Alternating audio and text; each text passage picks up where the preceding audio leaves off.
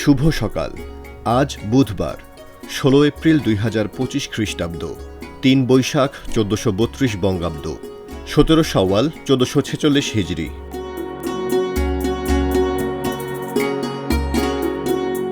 আজ বিশ্ব হাতি সংরক্ষণ দিবস।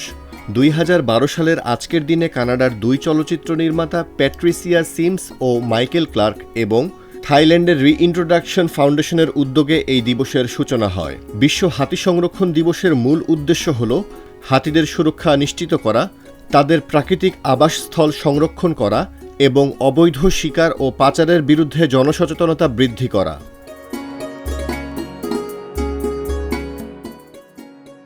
আজ বিশ্ব কণ্ঠ দিবস।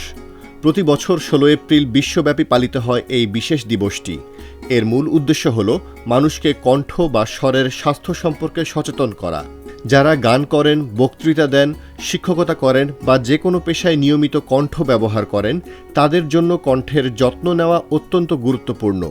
চিকিৎসা ও শিল্প উভয় ক্ষেত্রেই কণ্ঠের গুরুত্ব তুলে ধরতেই এই দিবস পালন করা হয়। আজ স্যার চার্লস চার্লি চ্যাপলিনের জন্মদিন। তিনি একজন বিখ্যাত ইংরেজ চলচ্চিত্র অভিনেতা, নির্মাতা ও সঙ্গীত পরিচালক ছিলেন। ১৯৮৯ সালের ১৬ April sir Charles Charlie Chaplin জন্মগ্রহণ করেন। নির্বাক চলচ্চিত্র যুগে দ্য ট্রাম্প চরিত্রের মাধ্যমে তিনি বিশ্বজুড়ে জনপ্রিয় হন। তিনি মানবিক হাস্যরসের ও কৌতুকের মাধ্যমে দারিদ্র্য, যুদ্ধ ও সামাজিক সমস্যা তুলে ধরেছেন।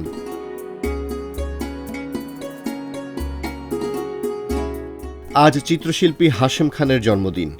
হাশেম খান একজন খ্যাতিমান বাংলাদেশী চিত্রশিল্পী ও সাংস্কৃতিক ব্যক্তিত্ব। তিনি ১৬ এপ্রিল ১৯৪১ সালে জন্মগ্রহণ করেন। তার চিত্রকর্মে গ্রামীণ জীবন, মুক্তিযুদ্ধ ও বাঙালি সংস্কৃতির নানা দিক উঠে এসেছে। তার তুলির আঁচড়ে বাঙালির আবেগ, সংগ্রাম ও শিকড় ফুটে ওঠে।